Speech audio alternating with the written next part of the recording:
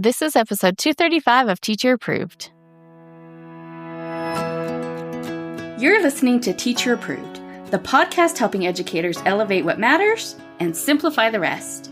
I'm Heidi. And I'm Emily. We're the creators behind Second Story Window, where we give research-based and teacher-approved strategies that make teaching less stressful and more effective. You can check out the show notes and resources from each episode at secondstorywindow.net. We're so glad you're tuning in today. Let's get to the show. Hey there, thanks for joining us today. In today's episode, we're discussing 4 strategies to help maintain the calm despite all of December's chaos. And we have a teacher-approved tip for designing the perfect reward system for your class. Let's start with a try it tomorrow, where we share a quick win that you can try in your classroom right away. Emily, what is our suggestion for this week? This is a fun one. It's called a procedure mystery photo. So you just take photos of your classroom procedures, maybe snap a picture of how books should look in the book bin, or what a properly organized desk looks like, or how students should line up at the door. Then you show these photos to your class and have them guess which procedure is being modeled. You can even turn it into a little game, like zoom way in on the photo so it only shows part of the whole picture. Take a screenshot and then zoom out a bit and repeat the process. Then you have a series of photos that get progressively easier. So you start by showing the grainy zoomed in photo and challenge students to guess it before you reveal the full photo. I feel like this is like a game show game. Like, yes, you get more points the more zoomed in the photo is. For sure. And this is kind of sneaky brilliant because you're reviewing expectations, but it really does feel like entertainment. And if you do this in November or December, you are setting yourself up to hit the ground running in January, because 5 minutes of reviewing procedures today can save you 30 minutes of having to redirect everyone in January. Oh, yeah. So grab your phone, take a few pictures, and try it out. Super simple. If you like this idea or anything else we share here on the podcast, would you take a second and give a 5-star rating? Ratings and reviews are one way that new listeners find us, so it really is a huge help to us. If you're listening the day this episode comes out, welcome to December. Can you believe it? We're here. It doesn't feel possible. And you know how December goes. Winter break feels so close, and yet it is still so far away. You're probably counting down the days while simultaneously trying to keep your students from bouncing off the walls. And you are not alone. So let's just acknowledge that at some point this month, almost every teacher looks around the room and thinks, I give up. My kids are off the rails. Yeah, there comes a day where the normal management strategies that carried you through September and October and most of November are just not cutting it anymore. But it really doesn't have to be like this. You can keep the calm even in December. Okay, but let's manage expectations up front. We are not promising perfection. There's only so much you can do when there's an assembly every other day and your students are just zipping around the room like cartoon characters. But with the right strategies, you can prevent total chaos. Behavior management in December really comes down to finding that balance between structure and spark. Of course, in December, spark is basically pouring through the doorway. So we got to balance that flood. And our students need us to provide structure to keep the energy balanced. So today we're going to walk you through 4 ways to increase the structure in your room. And these don't require you to turn into the Grinch. We're talking about keeping your expectations alive, maintaining your routines, using structured festive fun, and adding short-term rewards when you need a boost. All right, so let's jump in with the most important thing you can do to manage behavior in December, and that is to keep your expectations alive. When those kids are extra chatty and you're running on caffeine and Christmas cookies, this might not seem like much of a solution, but it really is a powerful way to keep structure strong despite all of that extra spark. Now, again, December's still going to December. You're going to have to adjust to some extra chattiness and some extra wiggles, but if in September you wouldn't accept students calling out during a lesson, don't accept it now just because December's feeling crazy already. And this is so simple to implement. All you need is a daily check-in. Start by finding a spot for this in your day. You can add it to your morning meeting if you have one. Just take a minute at the end to review an expectation for the day. Today, let's review our list of recess rules. Or you could use transitions for this. Before you head to the library, pause and say, okay, let's talk about what respectful hallway behavior looks like. What should we be doing? Now, if things have gotten really off track, or if you've skipped this in September, you might need to do some co-creating of expectations with your students. This works really well for those times of day that are causing the biggest headaches right now. So pick one of those trouble spots and you gather everyone for a quick discussion. And really, this can be quick. So let's say enrichment rotations have become a disaster. Students are getting loud in the hallway, touching stuff that isn't theirs, taking forever to rotate to the next classroom. I can feel it. So you make a T-chart or you pull up a blank slide and title it Enrichment Rotations, and then ask students, if everyone is being respectful and responsible during rotations, what will it look like? So easy, the kids will just share their ideas and you write them down.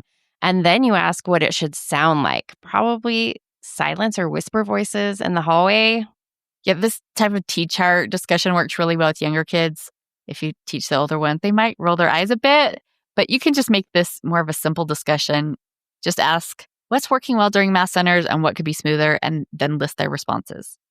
And then once you've made your list of expectations, keep reviewing them. Before you go to the library tomorrow, grab that chart and spend 60 seconds going over it. Remember, in the library, we use walking feet and whisper voices. Look at our list and pick one thing to focus on extra hard today. Then you have your students turn and tell a neighbor which expectation they're going to focus extra hard on. Of course, you want them to do all of them, but what are they really going to focus on? That way, they've made a little commitment to themselves and their buddy can help remind them. In our December Teacher Survival Kit, there are pages you can edit to include your behavior expectations and blank T-charts to fill out with your students. If you used the Survival Kit in the past, make sure to download the updated version so that you get all these new pages. Yeah, that's the problem with us and digital products because we can just tweak them forever and ever, and we probably will. Yep. You can find a link to the Survival Kit in the show notes, and that will help you get started with your December behavior management plan. Keep those expectations alive through quick daily check-ins and visible posted guidelines.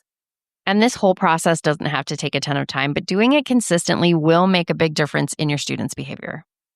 Okay, now that you're keeping expectations alive, let's talk about maintaining your regular routines.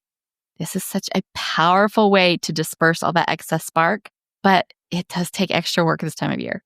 Yeah, that's because we're in those Swiss cheese weeks that we always talk about, and that's when the calendar is full of holes. Maybe you've got an assembly on Monday, a concert on Wednesday, early dismissal on Friday, and half your class is out sick or traveling. Oh yeah, December is no joke. You technically have 5 days of school, but it's more like a hodgepodge of lessons between festive interruptions. And that's where the Swiss cheese strategy comes in. Instead of fighting the chaos, we are going to work with it. Right. So here's the framework we're going to use. First, protect your mornings. Even if the rest of your day is as mixed up as laundry tumbling in the dryer, do everything in your power to keep your mornings as normal as possible. The more disrupted your schedule, the more your students need the predictability of your routines. We really cannot overstate the importance of this. Guard this time fiercely. If your morning is off balance, the rest of the day is going to be much harder to manage. But if you can maintain a calm, predictable morning, it's much easier to keep everyone on track, even if there are disruptions later on. When kids start the day calm and grounded, that foundation carries them through whatever weirdness is going to come later. Yeah, but when your morning is off balance, good luck. So look at whatever disruption is coming and decide, how can I protect my morning? If there's an afternoon assembly, great. Keep your morning routine exactly as it normally is. Now, on those days when there's a morning interruption, it gets trickier. Keep things as normal as you can, but remember, you can always reset later. You can come back from an assembly at 10:30 and do morning meeting then, if that is what it takes to channel that energy in your room. The second part of the Swiss cheese strategy is to keep your routines consistent, even if the content changes. So you still do math during math time, you still do writing during writing time, but maybe instead of teaching a new concept, you're doing review. Or, instead of your regular writing lesson, everyone does a seasonal writing craft. The consistency of we do writing at 11:15 helps students feel safe and grounded. Even though the activity might be different, the rhythm of the day is staying the same. So do your best to keep the when and how consistent, even if the what changes. This consistency gives students the support they need to make positive choices. It signals to their nervous systems that today is still a normal day, even if there's a lot going on. Now, an important part of surviving December is having the right mindset. Remind yourself that these Swiss cheese weeks are not going to be your most productive weeks. Unfortunately, no. And that is okay. Go back to last week's episode where we talked about must-dos. Make sure you know exactly what content you need to cover before winter break and prioritize getting those lessons in, even if you have to get a little creative to make your work. Now, outside of your must-dos, anything else you manage to get done is a bonus. Your goal right now is not to power through your curriculum. It's to keep everyone calm and engaged through a busy, spark-filled season. And hopefully not get behind so you can start back in January without having to play catch up. Now, when the frustration starts to mount, and it will, take a deep breath and remind yourself that this is normal. Given all of the chaos, things are actually probably going better than you think. So to sum this up, when your week turns into Swiss cheese, structure is your stabilizer. Protect those mornings, keep the rhythm of the day, even if the song changes. All right. Now, you know what might actually save December? Adding more novelty to what's already going on. And you may be thinking we've lost our minds. But truly, sometimes the best way to fight fire is with fire. And sometimes the best way to manage classroom spark is with more spark. Okay, but the key to all of this is to use the motivation of novelty to increase structure. And that's where festive breaks come in. We love these. Festive breaks are short, low prep, seasonal activities that you control. We're talking 5 to 10 minutes of fun that give kids something to look forward to and gives you leverage. So you might say something like, if everyone works quietly on this assignment for 15 minutes, we will do a festive break. But if talking starts, I will have to reset the timer. That one sentence gives instant structure. Kids know exactly what's expected and they're motivated to do it. Plus, this takes all of the emotion out of your management. You aren't nagging. You're not reminding. The system is managing the behavior for you. And the great thing is festive breaks can be so simple. It can be flashlight reading, a short video, directed drawings, a favorite game, or a quick craft. Honestly, anything quick and seasonal feels like a festive break. Now, you know we're looking out for you. So if you want this already done for you, we have a whole system waiting for you in our shop. It includes cute holiday-themed cards that you can display to increase interest. And on the back of each card, you can just write down a fun activity. Our festive break pack includes a bunch of print and go, no prep activities like tic-tac-toe and foldable joke tellers, things that are fun, but they're not going to spike anyone's adrenaline. Yeah, we worked really hard to come up with chill fun. Chill fun's kind of our zone, isn't it? Once kids have met your goal, maybe they came back from library with a good report from the librarian, then a student gets to choose one of the cards. The surprise factor keeps kids interested in earning the reward. And then in the teacher's guide, we've included several suggestions for how to display the cards. You can hang the cards on a string, tape them to the board, or draw them out of a hat, whatever fits your vibe. And one thing we love is combining festive breaks with a work packet. Remember last week when we talked about those? They're just basically a stack of review worksheets organized around a theme with a few just for fun pages mixed in. So you give your students the packet to work on, calm, structured focus, and then you add the festive breaks as little bursts of excitement. Work, break, work, break. That rhythm keeps engagement high and chaos low. And bonus, when students are working on their packets, you get a little pocket of prep time. You can tackle some teacher tasks or start getting ready for January. We talked a lot more about maximizing those pockets of prep in last week's episode, so definitely check that out if you haven't already. All right. So far, you are working hard to keep your expectations alive. You are protecting your calm mornings and you're sprinkling in fun with festive breaks. But what if that is not enough? This is where a reward system might be helpful. Now, normally we are not huge fans of reward systems, at least not for day-to-day classroom management. No, but that's not because rewards are bad. It's because rewards don't work in the long term. Students get used to them, the novelty wears off, and then you are stuck in the cycle of having to constantly up the ante. And if your whole management plan relies on rewards, you're going to be burned out well before April. Right, but in high energy times like December, a short-term, that's key here, a short-term reward system can be exactly what you need to boost structure and motivation. It gives students a reason to push through all the distractions and stay focused. And actually, Heidi, didn't you use a reward system one December when things were really chaotic? Oh, yeah. This is one of my clearest teacher memories. It was a Friday afternoon in mid-December, and we had everything go wrong that day. You know, an assembly the snowstorm rolling in. I'm pretty sure it was a full moon. I was standing in my classroom feeling completely helpless, surrounded by Lord of the Flies. But after school, instead of collapsing on my couch like I wanted to, I dragged myself to the craft store. I'm impressed that you made it to the store after that kind of day, especially because I know the craft store was not that close in those days. It was not. I was desperate, Emily. I grabbed a cardboard reindeer banner. I disassembled it. And then I stuck a red pom-pom on one of the noses. And as I'm thinking about it, I don't know if I went to the craft store with that in mind. I think I was just like, I need something that's going to get the kids engaged, something I could use to make a reward system out of. And those reindeer fit the bill. So on Monday, I introduced a new system. If my students made helpful choices, they would earn one of those reindeer cutouts. When we had all 9 reindeer, including the one with the pom-pom nose, of course, we got to include Rudolph, they earned a fun surprise. And how did it work? Oh gosh, it was like magic. Suddenly, I had my September class back. They were focused, making good choices, and reminding each other to stay on track. And the thing to keep in mind with that story is that it wasn't the reindeer that made the difference. It was the increased structure that the reindeer provided. Yeah, exactly. The novelty of December was so high that my students needed that boost of extra structure to counteract the overflowing energy. So if you're thinking about adding a reward system, there are a few things to keep in mind. First, we recommend making it class-wide. When everyone is working toward the same goal, students will help keep each other on track because they want that reward. That might not seem important, but it's the key to all of this. It means that you don't have to be the enforcer.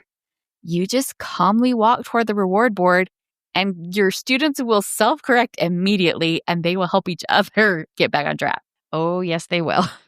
Now, an effective reward system also needs to be visible. So maybe you are adding letters to spell out movie day, or you're adding pieces to a puzzle or marbles to a jar. When kids can see their progress, that's what keeps them motivated to keep working toward their goal. And then this might be controversial, but we think it helps. The system needs to allow for progress to be lost as well as earned. So if behavior goes off the rails, you can remove a letter or take out a marble, because this is going to help with that peer accountability. So when you're choosing rewards, pick something that will actually be motivating for your students. Since it's December, you might need to go bigger than you would in October. A glow-in-the-dark party, hot chocolate and a movie, extra recess. Whatever your kids would work for makes a great reward. And the nice thing about doing this before a break is there's an automatic end date built into it. You don't have to worry about how you're going to transition out of this reward system. The kids will come back in January and then you can just start fresh. They probably won't even remember that you ever did that. That'll be old news by then. Yep. In our teacher-approved tip in this episode, we're diving deeper into how to choose the right kind of reward system for your specific class. But for now, just know that rewards can be a helpful tool when everything else feels chaotic and you need extra structure. And if you want the reindeer reward system for your own class, you're in luck because we have that available. It includes pictures and prize cards and a complete teacher's guide with all the important details to walk you through it. You can find a link to that in the show notes. And that reindeer reward system comes as part of a larger December behavior help set. So we've got lots of different systems if you want something for individual students or teams or multiple whole class rewards. So you can change things up mid-month because after you do reindeer rewards for a little bit, the motivation to keep going tanks. You know how it goes. Yeah, for sure. That's exactly what happened. So we gave you all the options, and you can find a link to that in our show notes. Show notes are hopping today. Okay, so let's recap our 4 strategies for keeping the calm in December. First, keep your expectations alive with daily check-ins, visible posted guidelines, and quick reviews before tricky transitions. Second, maintain your routines. Be sure to protect your mornings and keep the when and how of your schedule consistent, even if the what has to change. Third, use structured fun. Festive breaks give you leverage for behavior while channeling that December excitement into focus. And fourth, add rewards when you need a boost. A class-wide visible system can provide exactly the structure you need to get through the chaos. December doesn't have to be survival mode. With the right balance of structure and spark, you can keep your class focused and maybe even enjoy this season. We'd love to hear your tips for managing December behavior. Come join the conversation in our Teacher Approved Facebook group. Now for our Teacher Approved Tip of the Week, where we share an actionable tip to help you elevate what matters and simplify the rest. This week's teacher approved tip is reflect on what you need before starting a new reward system. Tell us more about it, Heidi. Well, if you are thinking of launching a reward system this month, just be aware that not all reward systems are created equal. For a reward to be effective at shaping behavior, it has to target the correct behaviors. So don't jump in without at least a few minutes of reflection. But we've got you covered, of course.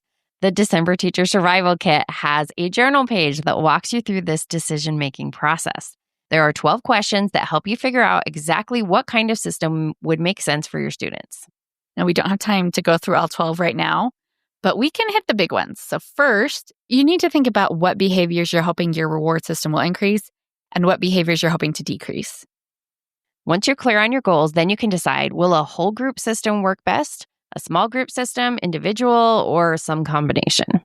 We've mostly been talking about whole group rewards this episode, where everyone is working toward one shared reward. This works really well when you have a general on-task behavior goal that you're working toward. And we prefer whole group rewards because they can help build your classroom community. But small group rewards are a great way to increase competition, and they may boost student buy-in. Small group rewards could be something like table points or team challenges. If a whole group reward system isn't motivating enough, you can up the stakes by awarding table points. That competition can get kids to buy in very quickly. Individual reward systems are for when you need to target very specific behaviors for specific students. Use them when they're needed, but they probably won't help much with general classroom behavior in December. Okay, once you've decided what reward system you need, then you need to think about the format. Are you doing tickets, marbles in a jar, puzzle pieces, or, letters on the board? Younger kids often do well with something very visual and concrete, like puzzle pieces that they can see filling in a picture. Older kids might prefer something quicker and less babyish, like tally marks on the board. And then, of course, you have to think through all of the physical logistics that come with starting a new reward system. How will you organize it? If you're doing tickets, where are students going to keep them? If you're adding puzzle pieces to a board, where's that board going to go? And this might sound silly, but this is where your systems fall apart. You introduce something that sounds great in theory, but then you realize you don't have a good place to store the materials, or it's too complicated to manage. And if the system is complicated, you won't stick with it. No, you got enough to do in December. Don't make this harder than it has to be. So think through those big questions. And in the December Teacher Survival Kit, we have that whole worksheet that will walk you through all of this, plus a few more considerations. Because, the last thing you need right now is to introduce a reward system that adds more stress to your life instead of making it easier. To wrap up the show, we are sharing what we're giving extra credit to this week. Emily, what gets your extra credit? I'm giving extra credit to solar-powered fairy lights. Oh, I that's got so fun. some to add to my little free library, and it's so cute. So now I'm wondering what else I can add fairy lights to outside. I love that. And then you could put them in places where stretching an extension cord is just not practical. Gosh, now I want some. No, you need some. I don't know what for, but I think you need them. They're super I could put cute. them on my porch railing. That's why I haven't decorated my porch, really, because I don't have a good place to plug things in out there. But maybe that could work. You could probably put them in your trees, too, because your trees aren't too tall. That would be really pretty. Yeah, do it. Okay, good ideas. What are you giving extra credit to, Heidi? Well, I'm giving extra credit to season 2 of A Man on the Inside, now that it is out on Netflix. So in season 1, Ted Danson's character goes undercover in a retirement home to find a jewel thief. It's so sweet. This is from Mike Schur, who, if you're not familiar with, he was a writer on The Office and was a creator for Parks and Rec and The Good Place. So if you like any of the shows, I am sure you would love Man on the Inside too. It's got big heart, but it's not cheesy, really. And it's not afraid to ask some big questions. It's very sweet. And my only sadness is he's not at the same retirement home this year. So sad. I was wondering how they were going to handle that after how season 1 ends. Yeah. Well, I'm excited to watch it, though. I haven't seen the new season yet. That is it for today's episode. December behavior does not have to unravel. Remember to keep expectations alive, maintain routines, use festive fun strategically, and add rewards when you need them. We hope you enjoyed this episode of Teacher Approved. I'm Heidi. And I'm Emily. Thank you for listening. Be sure to follow or subscribe in your podcast app so that you never miss an episode. You can connect with us and other teachers in the Teacher Approved Facebook group. We'll see you here next week. Bye for now. Bye.